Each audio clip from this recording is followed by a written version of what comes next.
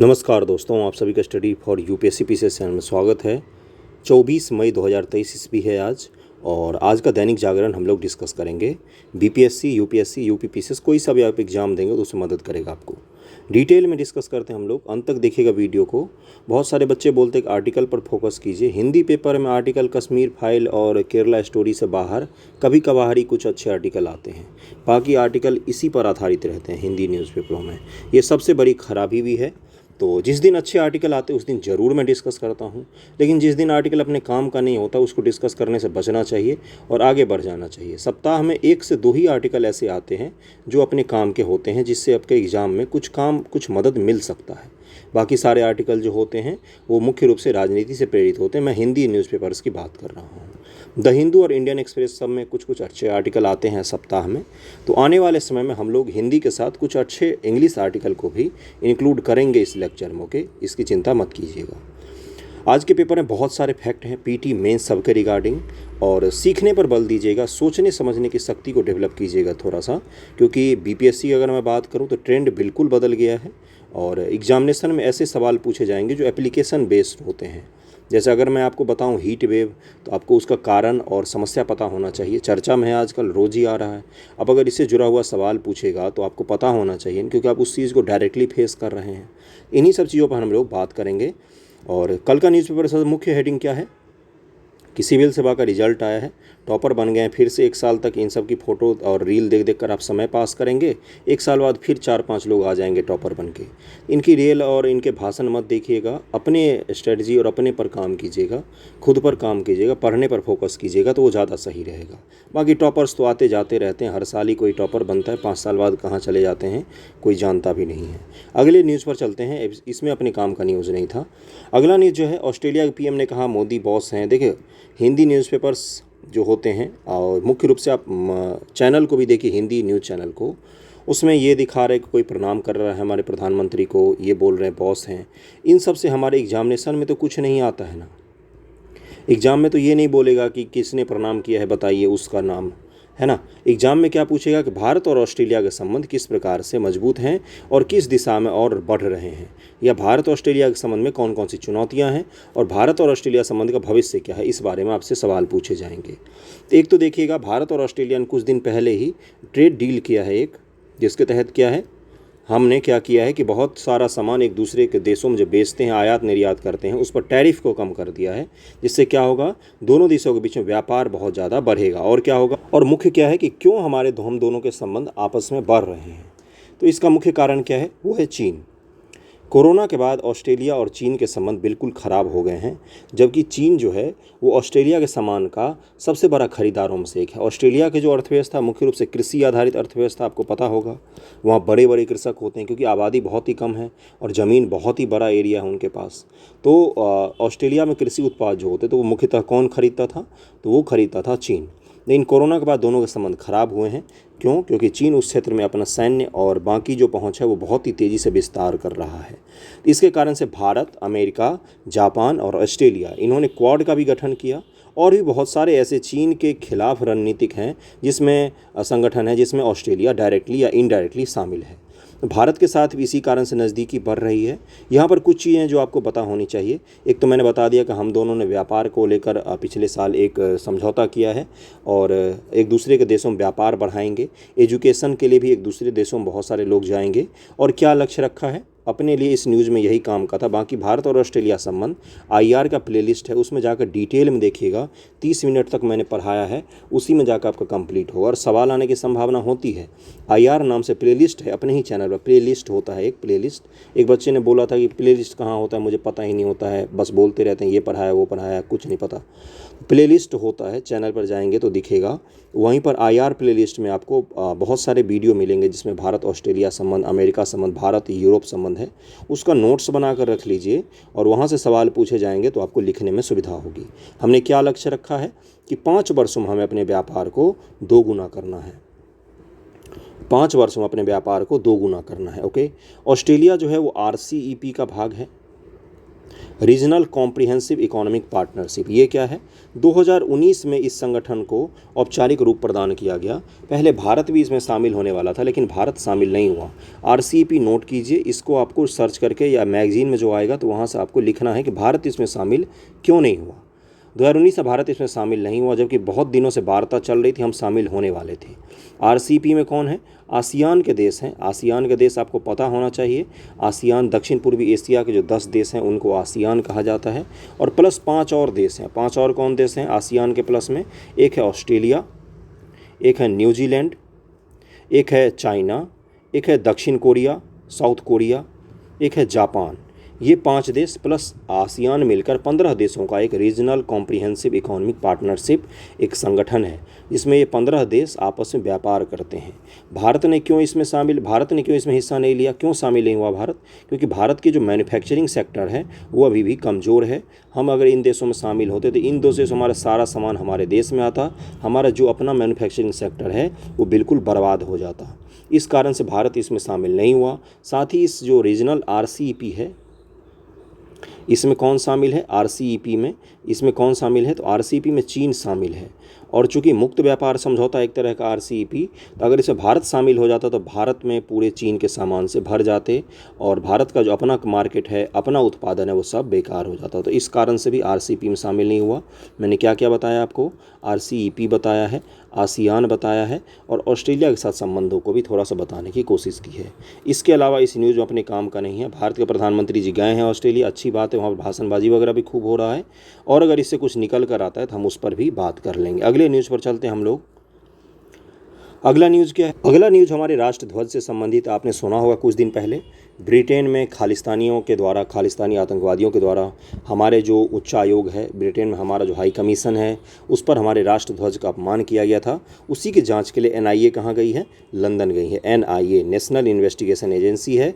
इसको कब बनाया गया था? 2008 में जो मुंबई अटैक हुआ था, ताज अटैक, उसके बाद इसको फ्रेम किया गया था। गृह मंत्रालय के तहत एक जाँच एजेंसी है जो मुख्य रूप से टेरर के रूप में, जो आतंकवादी घटनाएं होती हैं, बम ब्लास्ट होता है, मनी लॉन्ड्रिंग होता है, उन सब चीज़ों के लिए काम करती है। 2019 में NIA एक्ट में संशोधन किया गया है। NIA एक्ट में 2019 ईस्वी में संशोधन किया गया, और इसमें इसको अधिकार दिया गया कि विदेश में जाकर भी ये जांच कर सकती है। अभी गई है लंदन जांच करने के लिए, और वहाँ पर जांच करेगी। राष्ट्रध्वज से जुड़ा हुआ एक और मामला है जो मैं बता देता हूँ। 2004 का मामला है। नवीन जिंदल बनाम भारत संघ, जिसमें सुप्रीम कोर्ट ऑफ इंडिया ने कहा, नवीन जिंदल बनाम भारत संघ में कहा सुप्रीम कोर्ट ऑफ इंडिया ने कि राष्ट्रध्वज फहराना अभिव्यक्ति की आज़ादी के तहत आर्टिकल 19 के तहत मूल अधिकार का भाग है। इसके द्वारा जो व्यक्ति होता है वो राष्ट्र के प्रति अपना सम्मान व्यक्त करता है, राष्ट्र के प्रति अपनी भावनाओं का प्रदर्शन करता है, इसलिए ये अभिव्यक्ति की आज़ादी में शामिल है। राष्ट्रीय ध्वज को फहराना अभिव्यक्ति की आज़ादी में शामिल है, और किसी भी स्थिति में इसको रोका नहीं जा सकता। नवीन जिंदल बनाम भारत संघ इसका ध्यान रखिएगा। लेकिन राष्ट्रध्वज को फहराने संबंधी कुछ कोड ऑफ कंडक्ट भी है कि जैसे पुराना राष्ट्रध्वज नहीं फहरा सकते, फटा हुआ नहीं फहरा सकते, आप उल्टा नहीं फहरा सकते, अपमानित नहीं कर सकते, बंद घर में नहीं फहराते हैं राष्ट्रध्वज। ये सब कुछ कोड ऑफ कंडक्ट है जिसका ध्यान रखेंगे आप। ओके, इसमें और अपने काम का कुछ न्यूज़ नहीं था, बाकी तो मैंने बता दिया है। NIA कहाँ गई है? लंदन गई है जाँच करने के लिए। आज जो भी इंपॉर्टेंट न्यूज़ है, हम लोग ज़्यादा से ज़्यादा न्यूज़ को कवर करने की कोशिश करेंगे। ओके, अगले पर चलते हैं। ये जो न्यूज़ है ये बहुत ही ज़्यादा इम्पॉर्टेंट है। कौन सा news? Vibrant village programme. Vibrant village programme जो है, यहाँ से एक सवाल मुझे लगता है आने वाले समय में ज़रूर पूछा जाएगा। 2 प्रोग्राम है बॉर्डर डेवलपमेंट के लिए। बॉर्डर पर जो गांव है ना, मुख्य रूप से किसकी बात मैं कर रहा हूँ? बॉर्डर एरिया पर तो कोई शहर नहीं है। अगर हम अमृतसर को छोड़ दें जो पाकिस्तान से हमारी सीमा लगाती है, तो उसके अलावा बॉर्डर पर कोई शहर नहीं है अपने भारत में। बॉर्डर पर छोटे मोटे गाँव और बस्तियाँ ही होती हैं। आप चारों तरफ के बॉर्डर को देखेंगे तो आपको यही लगेगा। कुछ नेपाल के साथ हो सकते, भूटान के साथ हो सकते, वो अलग चीज़ है। तो बॉर्डर पर जो गांव होते हैं उनके लिए 2 प्रोग्राम चलाया जा रहा है। दोनों को अलग अलग करके देखिएगा। एक को आज हम लोग पढ़ेंगे, एक को अगले लेक्चर में। वाइब्रेंट विलेज प्रोग्राम, ओके, और एक क्या है? Integrated rural development programme. Okay, इसको हम लोग अगले दिन पढ़ेंगे। आज हम लोग क्या पढ़ेंगे? Vibrant village programme. ये मुख्य रूप से चीन सीमा पर जो गांव है ना, उनके लिए चलाया जा रहा है। दरअसल में होता क्या है, जो गांव होते हैं सीमा के इलाकों में, अगर वो गांव खाली हो जाएंगे तो कल को कौन उसमें घुसकर बस जाएगा, अपने लोगों को बसा देगा। ये चीन के साथ हमने देखा है कि अरुणाचल प्रदेश के जो भी खाली इलाके होते हैं उनमें वो अपने लोगों को लाकर बसा देता है, गाँव बसा लेता है, महीने भर में घर भी खड़ा कर देता है। इसी कारण से हमने क्या बोला कि गांव से हमें पलायन को रोकना पड़ेगा। विलेज जो है, जो बॉर्डर एरिया से लगते हुए विलेज हैं, उसको रोकना पड़ेगा। किबीथू गांव है शायद, अगर मैं गलत नहीं बोल रहा हूँ तो एक बार फैक्ट जरूर चेक कीजिएगा। अरुणाचल प्रदेश में वहाँ से इस प्रोग्राम को शुरू किया गया, विलेज वाइब्रेंट विलेज प्रोग्राम। किसने शुरू किया? तो गृह मंत्रालय ने शुरू किया है। क्या है ये प्रोग्राम? इस प्रोग्राम के तहत ये है, जो विलेज पर गांव होंगे, जो गांव होंगे बॉर्डर पर उनको डेवलप करना, वहाँ पर बेसिक सुविधाएं मुहैया करवाना, वहाँ पर रोजगार के अवसर सृजित करना, उनको हर तरह से डेवलप बनाना, चहुमुखी विकास करना, जिससे वहाँ से क्या हो, पलायन ना हो पाए। वहाँ पर कम्युनिकेशन को बढ़ाना, स्पोर्ट एक्टिविटी, हर चीज़ को बढ़ाना, जिससे गांव जो है वो जीवित रहे, गांव की मृत्यु ना हो, लोग वहाँ से पलायन करके ना जाएं। इससे क्या होगा? फर्स्ट लाइन ऑफ डिफेंस कौन होते हैं सीमा पर? तो वहाँ के स्थानीय लोग ही होते हैं फर्स्ट लाइन ऑफ डिफेंस। मतलब रक्षा की पहली पंक्ति कौन होते हैं? स्थानीय लोग होते हैं। अगर वो वहाँ पर निवास करेंगे तो क्या होगा? अधिक सुरक्षित होगा हमारा देश, और हमें इन्फॉर्मेशन भी अच्छे से मिल पाती है। लोकल लोगों के पास जानकारी अच्छी होती है, समझ अच्छी होती है उस एरिया का, कहाँ पर क्या बदलाव हो रहा है, क्या घुसपैठ हो रहा है, इस चीज़ के बारे में उनको अधिक पता होता है। तो वाइब्रेंट विलेज प्रोग्राम आपको याद रहेगा क्या है कि मोदी सरकार वाइब्रेंट विलेज प्रोग्राम के तहत सीमावर्ती गांवों का विकास सुनिश्चित करने में जुटी है। इसको थोड़ा सा डिटेल में इसलिए पढ़ रहे हैं हम लोग क्योंकि ये बहुत ही इंपॉर्टेंट है आपके लिए। इससे संबंधित अधिकारियों की कार्यशाला का उद्घाटन अमित शाह जी ने किया। प्रोग्राम के पहले चरण में 19 जिलों में 662 गाँव का चयन किया गया। कार्यशाला में जिलों के जिला कलेक्टर और जिला के विकास अधिकारी मौजूद थे। देश की सीमा को सुरक्षा को मोदी सरकार की प्राथमिकता बताए होते हुए अमित शाह जी ने क्या किया कि सीमावर्ती गांवों की सुरक्षा के बिना सीमाओं की सुरक्षा निश्चय नहीं की जा सकती, लेकिन सीमा भौगोलिक परिस्थितियां अलग अलग होने के कारण इन गाँव विकास का एक प्रारूप नहीं हो सकता। उन्होंने जिला कलेक्टरों से कहा कि इनमें महत्वपूर्ण भूमिका निभाएं। शाह ने कार्यालय में मौजूद जिला कलेक्टर को 3 महीने में उनके जिले के अंतर्गत आने वाले वाइब्रेंट विलेज के लिए उनकी विशेषता को ध्यान में रखते हुए एक विशेष प्रोग्राम बनाकर केंद्रीय गृह मंत्रालय को भेजने की जिम्मेदारी दी है कि आप ऐसा करें। हर गांव अलग है, हर गांव की भौगोलिक कंडीशन अलग है, तो वहाँ के कलेक्टर को बोला है कि हर गांव के डेवलपमेंट के लिए आप हमें प्रोग्राम बनाकर भेजिए, हम उसको अप्रूव करेंगे। और वहाँ पर क्या होगा? वहाँ पर पक्का घर, बिजली कनेक्शन, गैस, आयुष्मान भारत योजना कार्ड, मुद्रा, स्वनिधि योजनाएं, सब कुछ हम वहाँ पर लोगों को आसानी से उपलब्ध करवाएंगे, डिजिटलीकरण करेंगे, जिससे क्या हो, पलायन रुक जाए उस गाँव से। ये चीज़ क्लियर हो गया होगा। आगे चलें, अगले न्यूज़ पर चलते हैं कि अमेरिकी विश्वविद्यालय भी जल्द भारत में खोल सकते हैं कैंपस। अच्छी बात है। उस दिन भी मैंने बताया था, एग्जामिनेशन में आपसे सवाल पूछ चुका है कि यूजीसी ने अप्रूवमेंट दिया है। यूजीसी, एक मिनट रुक जाइए, यूजीसी यूनिवर्सिटी ग्रांट कमीशन, इसकी स्थापना कब हुई थी ये आपको मुझे कमेंट करके बताना है। सर्वपल्ली राधाकृष्णन जी की समिति के बाद इसकी स्थापना की गई थी। सर्वपल्ली राधाकृष्णन समिति याद रखिएगा और जाके सर्च कीजिएगा कब बनाया गया था, और ये भी बताना आपको कि कब यूजीसी की स्थापना हुई है। ओके, यूजीसी ने अप्रूव किया था कि भाई विदेशी विश्वविद्यालय जो भी ऑल ओवर वर्ल्ड में 500 रैंकिंग के अंदर आते हैं, 500 रैंक के अंदर आते हैं, वो भारत आएँ, भारत में अपना कैंपस खोलें, अपना फीस डिसाइड करें और भारत में अच्छे से एजुकेशन को प्रमोट करें। इसी के तहत अमेरिका और बाकी जगहों से विश्वविद्यालय वगैरह भारत आने शुरू हो सकते हैं। नई शिक्षा नीति जो 2020 में आई थी उसके बाद से इस पर चर्चा शुरू हो गया था कि विदेशी जो विश्वविद्यालय हैं उनको भारत में जगह दी जाएगी, वो भारत में प्रवेश करेंगे और यहाँ पर पढ़ाएंगे लिखाएंगे। लेकिन 2023 के जनवरी में क्या हुआ, यूजीसी ने एक गाइडलाइन लाया। गाइडलाइन लाने के बाद से ये स्पष्ट हो गया कि अब विदेशी विश्वविद्यालय भारत में आने वाले हैं। इसी से जुड़ा हुआ सवाल आपसे कहाँ पर पूछा गया? 68वीं बीपीएससी मेंस में पूछा गया, लेकिन उसमें इस रिपोर्ट का कोई लेना देना नहीं था। उसमें सवाल क्या पूछा गया जिसको आपको सोच कर लिखना था। सोचिए जरा कि विदेशी विश्वविद्यालय भारत में आएंगे तो क्या क्या उसका बेनिफिट होगा। लिखिए उस पर 10 पॉइंट, 15 पॉइंट, 20 पॉइंट लिखिए जरा, क्या क्या उसका परिणाम हो सकता है। सामाजिक स्तर पर क्या परिणाम होगा, आर्थिक स्तर पर क्या परिणाम होगा, शैक्षणिक स्तर पर क्या परिणाम होगा, पॉजिटिव होगा, नेगेटिव होगा। पक्ष में पॉइंट लिखिए, विपक्ष में पॉइंट लिखिए उस पर सोच कर लिखने वाला सवाल है। इसमें कोई पढ़ने की चीज़ नहीं है। निवेश बढ़ेंगे, एजुकेशन का स्तर बढ़ेगा, रोजगार मिलेगा, इंफ्रास्ट्रक्चर डेवलप होगा, एक हमारा कल्चरल रूप से भी समृद्ध होंगे। जब दुनिया का अलग अलग कल्चर, भारतीय कल्चर मिक्स होगा तो एक कल्चरल रूप से भी हम समृद्ध होंगे। विविधता बढ़ेगी देशों में, विदेश से लोग आएंगे पढ़ने के लिए फिर से भारत में। नालंदा जैसी यूनिवर्सिटियों को हम कल्पना करते हैं तो विदेश से फिर से हमारे देश में बच्चे वगैरह पढ़ने के लिए आएंगे, टीचर्स पढ़ाने के लिए आएंगे, रिसर्चर्स आएंगे, ये सब बेनिफिट होगा इसका। ओके, अगले न्यूज़ पर चलते हैं हम लोग। अगला इसमें और क्या था, इसमें और कुछ नहीं था। जब अमेरिका जाएंगे हमारे प्रधानमंत्री, ऐलान हो जाएगा, उसके बाद हम लोग इसको देखेंगे। अगला न्यूज़ जो है वो राजनीति से संबंधित नहीं है। इसमें पॉलिटिक्स जो भी हो रहा है, कौन साथ दे रहा है कौन साथ नहीं दे रहा है, इस पर हमें नहीं जाना है। हमें किस पर जाना है, हमें मूल रूप से पॉलिटिक्स की चीज़ों को कंप्लीट करना है। क्या है वो कि केंद्र सरकार ने, उस दिन मैंने समझाया था कि सुप्रीम कोर्ट ने फैसला दिया था कि दिल्ली में अधिकारियों के ट्रांसफ़र और पोस्टिंग का अधिकार किसको है, तो आप गवर्नमेंट को है, दिल्ली गवर्नमेंट को है। दिल्ली गवर्नमेंट मतलब मंत्रिपरिषद सहित राज्यपाल को है। मंत्रिपरिषद की सलाह पर राज्यपाल काम करेंगे। लेकिन सुप्रीम कोर्ट ने फैसला दिया, संसद को ये अधिकार है, सरकार को, केंद्र सरकार को ये अधिकार है, केंद्र सरकार को ये अधिकार है कि वो इस फैसले को 2/3 बहुमत से पलट दे। क्या बोला मैंने, सुप्रीम कोर्ट के फैसले को केंद्र सरकार को यह अधिकार है कि 2/3 बहुमत से पलट दे। लेकिन अभी 2/3 बहुमत के लिए संसद खुला हुआ होना चाहिए था। तो जब संसद खुला हुआ नहीं होता है, कोई कानून अर्जेंट लाना होता है, तो सरकार क्या लाती है, आर्टिकल 123 के तहत अध्यादेश लाती है। अध्यादेश केंद्र सरकार लाई और सुप्रीम कोर्ट के उस फैसले को पलट दिया और सारी शक्ति किसको दे दी, 3 लोगों की एक कमेटी बनाएगी जिसमें दिल्ली गवर्नमेंट के 2 ऑफिसर होंगे सर्वोच्च और एक मुख्यमंत्री होंगे। वो अपना सुझाव देंगे किसको, उपराज्यपाल को, और उपराज्यपाल डिसाइड करेंगे किसकी पोस्टिंग होगी, किसका ट्रांसफ़र होगा। अब ये अध्यादेश जो है इसको पास करवाना पड़ेगा कहाँ से, तो संसद से पास करवाना पड़ेगा। संसद का जब सत्र शुरू होगा, कब सत्र शुरू होने वाला है, तो मानसून सत्र शुरू होगा अभी संसद का। तो मानसून सत्र में बीजेपी गवर्नमेंट को इस अध्यादेश को दोनों सदन में 2/3 बहुमत से पास करवाना होगा। लोकसभा में तो बीजेपी गवर्नमेंट के पास 2/3 बहुमत आसानी से है, लेकिन राज्यसभा में इनके पास 2/3 बहुमत आसानी से उपलब्ध नहीं होगा। इसी की कोशिश आप गवर्नमेंट क्या कर रही है कि जो बीजेपी को छोड़कर बाकी सारे दल हैं वो अगर एक हो जाएंगे, ये प्रस्ताव जो है वो गिर जाएगा।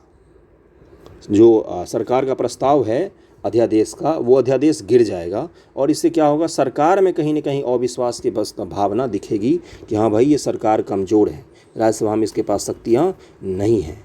यही था इस न्यूज़ में, अपने लिए क्रक्स यही था इस न्यूज़ का, बाकी और भी कुछ इसमें न्यूज़ में नहीं था। ये पूरा का पूरा खेल समझ में आ गया क्या हो रहा है क्या नहीं। अगले न्यूज़ पर चलते अब हम लोग।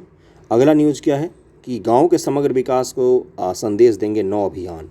9 अभियान चलाया जा रहा है 2024 से पहले। 2024 को टारगेट करके केंद्र सरकार चला रही है। 2024 में चुनाव है ना, तो 9 अभियान चला रही है विलेज के डेवलपमेंट के लिए। बाकी ये सब तो मत ही देखिए, रिजल्ट सुनने के बाद उसको देखकर कई सारे बच्चे तो ऐसे जिन्होंने एग्ज़ाम भी नहीं दिया, पीटी मेंस यूपीएससी का एग्ज़ाम तक नहीं दिया है, और वो फ्रस्ट्रेट हो रहे घर में बैठे बैठे कि हमारा नहीं हुआ। आपने तो एग्ज़ाम ही नहीं दिया था, आपका होगा कहाँ से। तो ये तो थोड़ा सा अजीब स्थिति हो जाती है ना। जिन्होंने एग्ज़ाम दिया उनका हो ना हो तो वो दुखी भी हों, जिन्होंने एग्ज़ाम नहीं दिया वो किस बात के दुखी हो रहे हैं पता ही नहीं चल रहा। चलिए शुरू करते हैं। तैयारी कर रहे हैं आप बीपीएससी की और रिजल्ट आ रहा है यूपीएससी के, फिर भी दुखी हो रहे बैठकर। ये अजब ही डायलेमा की स्थिति है, अजीब ही स्थिति होती है। इस तरह से मत कीजिए, रिजल्ट आता है आने दीजिए, उनकी अपनी मेहनत है, आप अपनी मेहनत कीजिए, है ना।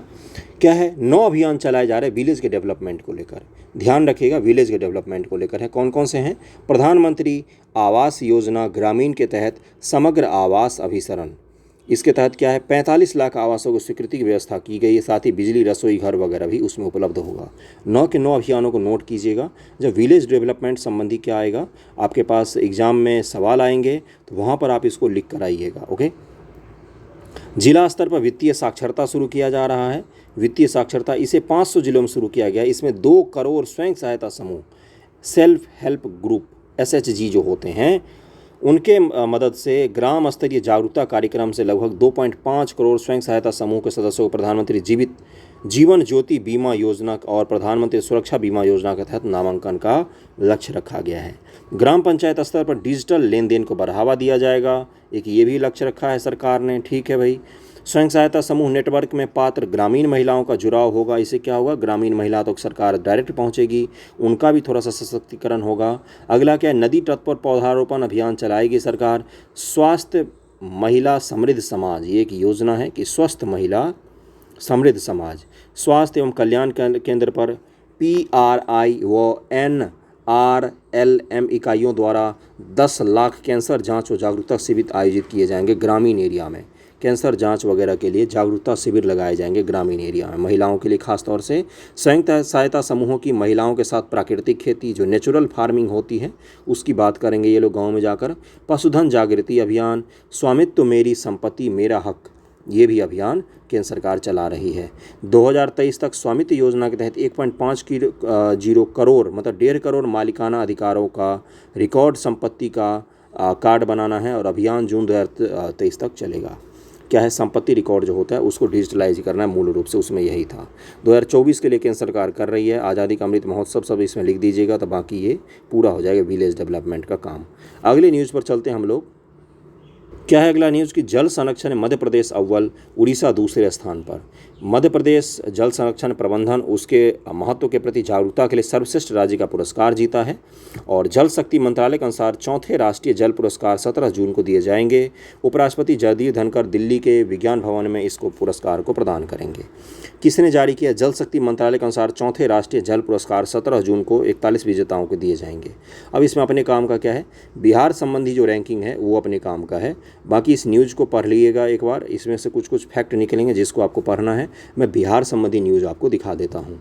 प्रभात खबर की ये न्यूज़ है। क्या है कि जो जल संरक्षण विभाग की तरफ से कौन कौन से काम ऐसे किए गए जिसके कारण से ये पुरस्कार मिला। देखिए क्या लिखा हुआ है, नेशनल वाटर अवार्ड 2022 में तीसरे स्थान पर रहा बिहार।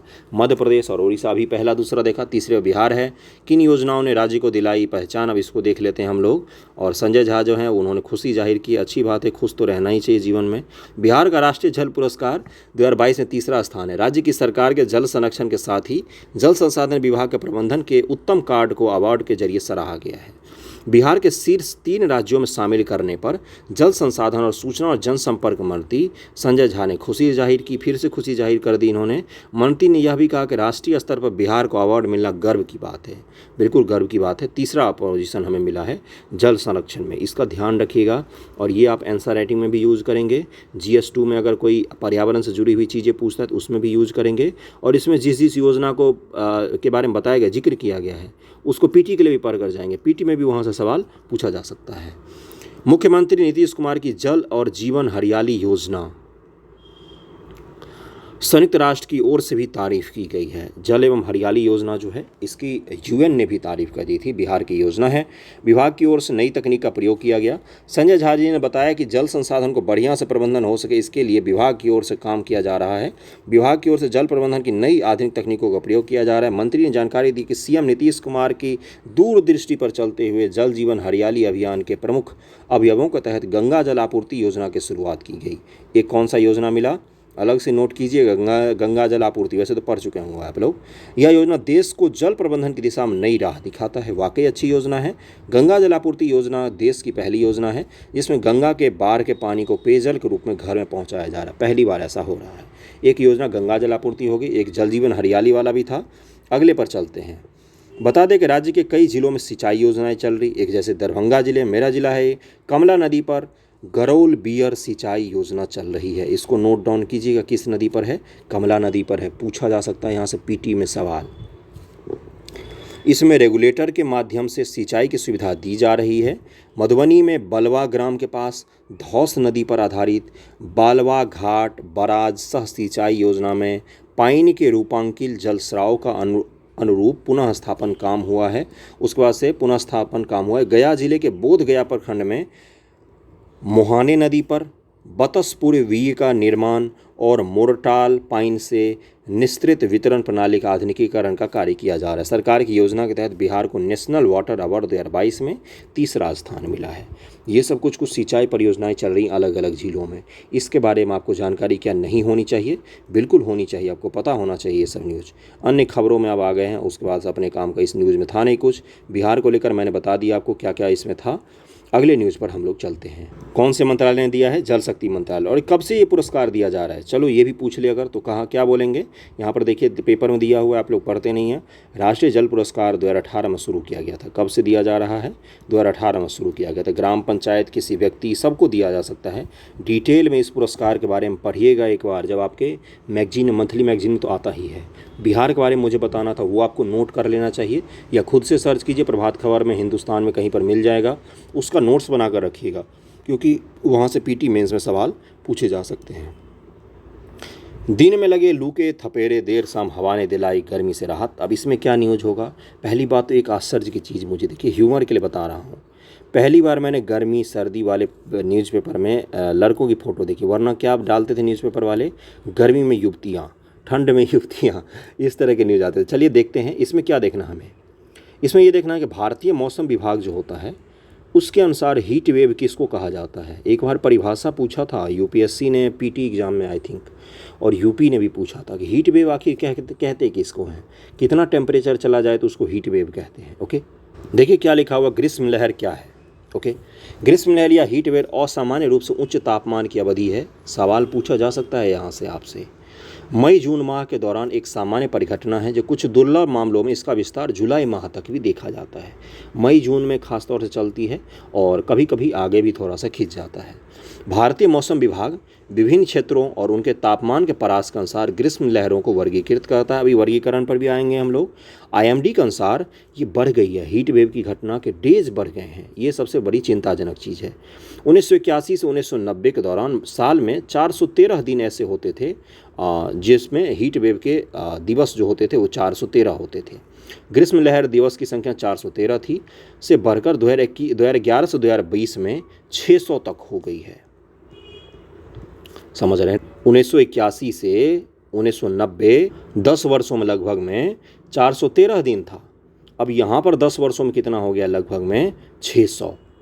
एवरेज 60 दिन, 2 महीना करीब में एवरेज में बार बार यूज कर रहा हूँ, साल में हीट वेव चलता है। ये अति दयनीय स्थिति। इसी को बोलते हैं क्या हो रहा है, पर्यावरण में बदलाव हो रहा है, जलवायु परिवर्तन इसी को कहा जाता है। जलवायु बदल रही है।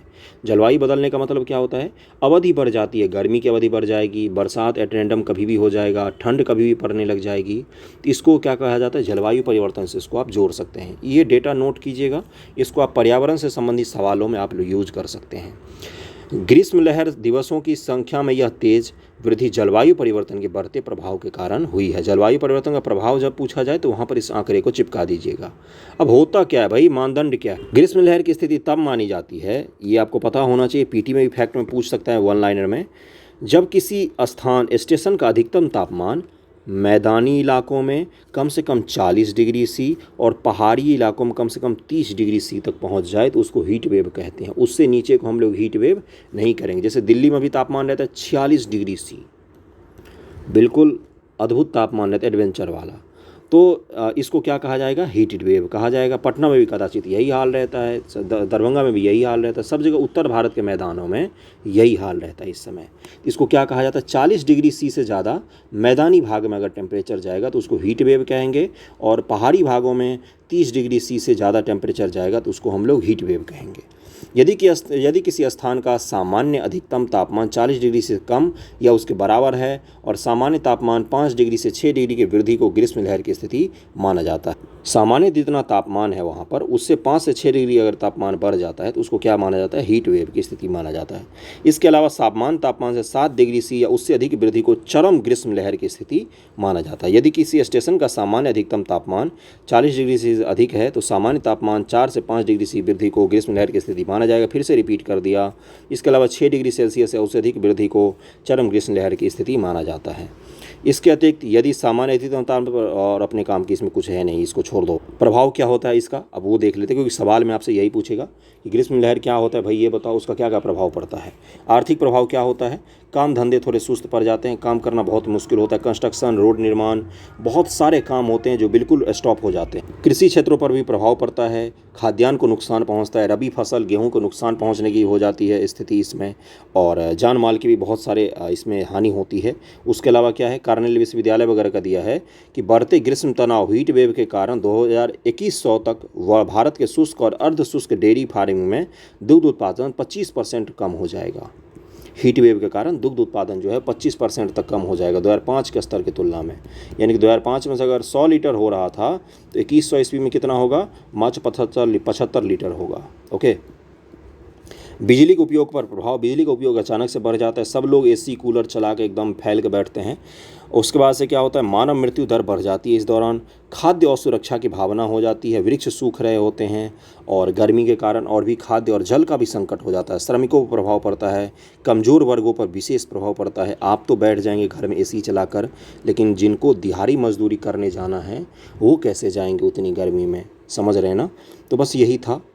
उसके बाद से क्या है, सरकार इससे बचने के कुछ उपाय भी कर सकती है, जागरूकता फैला सकती है, जगह जगह पर पानी जल की व्यवस्था कर सकती है, कूलिंग स्टेशन बना सकती है, यही सब इससे बचने के उपाय हो सकते हैं। अगले न्यूज़ पर चलते हुए हम लोग, अगला न्यूज़ क्या है, पर्यावरण की रक्षा के लिए पौधे लगाएं। इसमें देखिए आज अपने काम की आर्टिकल नहीं था, केरला स्टोरी पर एक आर्टिकल आया है, एक अमेरिका में ऋण बढ़ रहा है उस पर आर्टिकल है।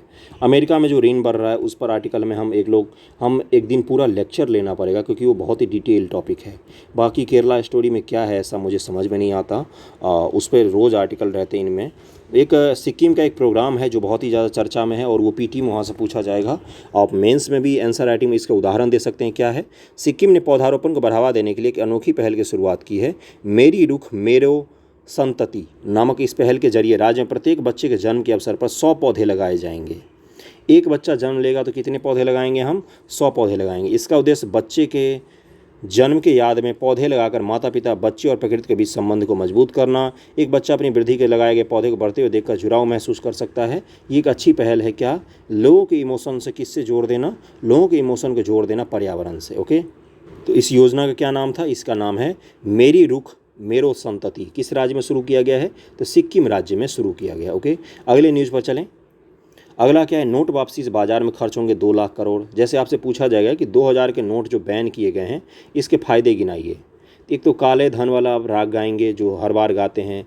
जब 2000 का नोट लाया गया था तब भी काले धन पर प्रहार किया गया था, जब 2000 का नोट हटाया जा रहा है तब भी काले धन पर प्रहार किया जा रहा है। ये प्रहार थोड़ा सा समझ के परे है, लेकिन इसका क्या कर सकते हैं हम लोग को क्या करना है, इसमें कौन कौन से बेनिफिट हो सकते हैं उस पर ध्यान देने की बात है। जैसे हो क्या रहा है, जैसे 2000 का नोट जब से बैन किया गया है, जिनके पास 2000 का नोट अधिक पड़े हुए तो भारी मात्रा में खरीदारी कर रहे हैं। इससे क्या होगा, मार्केट में मांग क्रिएट होगा, डिमांड बढ़ेगा। डिमांड बढ़ता है तो क्या होता है, प्रोडक्शन बढ़ती है, इकोनॉमी की कंडीशन थोड़ी सी सुधरेगी, अधिक उत्पादन होगा बाजार में। इसका मतलब ये भी हो सकता है कि इन्फ्लेशन भी बढ़ सकता है, लोग अधिक खर्चा करेंगे, जो बैंक को घर में दबा दबा कर रखे हुए थे पैसे उसको खर्च अधिक करेंगे, ये भी संभावना बन रही है। इसका बेनिफिट मुझे गिनवाना था, और भी बेनिफिट सोचना है आपको, यही आज आपका होमवर्क है। सोचिएगा कि पैसे 2000 के जो बंद किए गए हैं इसका बेनिफिट क्या क्या हो सकता है और इससे अर्थव्यवस्था को नुकसान क्या क्या पहुंचेगा। नुकसान के तौर पर आप कह सकते हैं कि 3 लाख करोड़ रुपए के करीब में अभी 2000 का नोट है जिसको वापस लिया जा रहा है।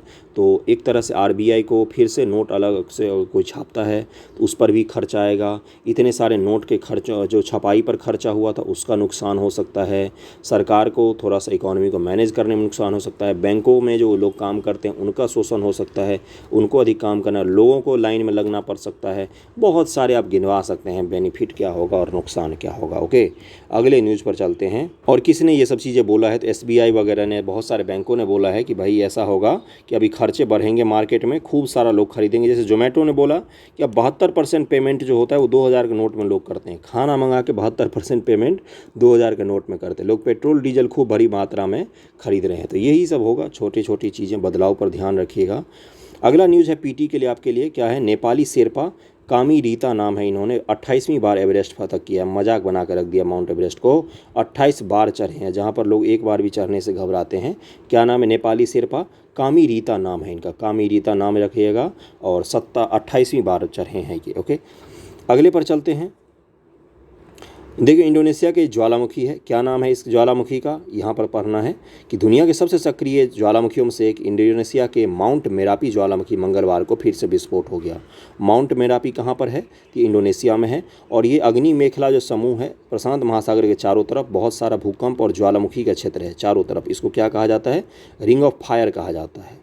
ओके, चारों तरफ भारी मात्रा में भूकंप भी आते हैं, बहुत बड़ी मात्रा में ज्वालामुखी वगैरह भी है, क्योंकि प्रशांत महासागर की प्लेट जो है वो चारों तरफ के लिए जो प्लेट है, इधर अमेरिकी, उत्तरी अमेरिकी प्लेट, दक्षिणी अमेरिकी प्लेट, भारत ऑस्ट्रेलियाई प्लेट, यूरेशियाई प्लेट, इन सब से टकराती रहती है और अलग अलग भूकंप और ज्वालामुखी क्रिएट करती रहती है। तो इंडोनेशिया में है माउंट मेरापी, इसका ध्यान रखेंगे आप। ओके, भारत के 3 सैनिक हैं जो शांति सैनिक थे, उनको मरणोपरांत यूएन का मेडल दिया जा रहा है। इनके नाम आपसे पूछ सकता है। इसमें सीमा सुरक्षा बल के हेड कांस्टेबल शिशुपाल सिंह, सनवाल राम बिश्नोई शामिल हैं, जिन्होंने कांगो में संगठन स्थिरीकरण मिशन के लिए अपना सर्वोच्च बलिदान दिया। इनकी मृत्यु हो गई थी वहाँ पर। तीसरे भारतीय सैनिक साबर ताहिर अली को इराक के लिए संयुक्त राष्ट्र सहायता मिशन के साथ नागरिक क्षमता सर्वोच्च बलिदान के लिए मरणोपरांत पदक से नवाजा गया है। जो UN पीस फोर्स होती है उसमें भारत का बहुत ही बड़ा योगदान होता है। भारत के बहुत सारे सैनिक वहाँ पर काम करने को जाते हैं। तो ये था आज का न्यूज़ डिस्कशन। बहुत सारे न्यूज़ हमने पढ़े हैं, इनके नाम ज़रूर याद रखिएगा। यहाँ से PT में आपके सवाल पूछ सकते हैं। कैसा लगा वीडियो ज़रूर बताइएगा। थैंक यू सो मच आप सभी का।